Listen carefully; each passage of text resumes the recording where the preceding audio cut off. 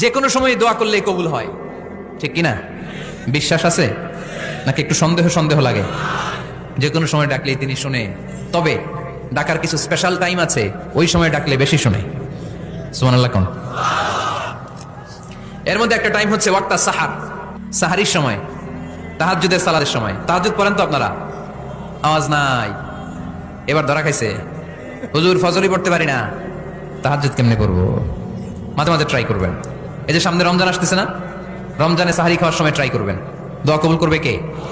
ওই টাইমে দোয়া কবুল হয়। যার যা লাগে, আল্লাহ ব্যবসা মন্দা, আল্লাহ তুমি লাভজনক হওয়ার তৌফিক দাও, আল্লাহ তুমি আমারে অনেকদিন ধরে সিঙ্গেল আছি, ডবল করে দাও, কবুল হয়ে যাবে।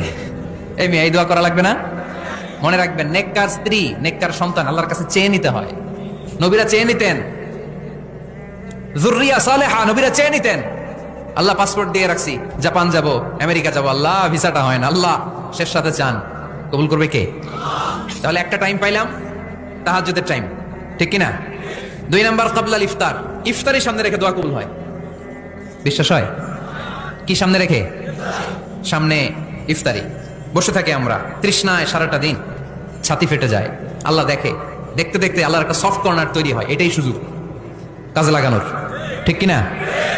মুমিন ঝোপ যে কোপ মারে, সময় মতো কাজ করে, ঠিক কিনা?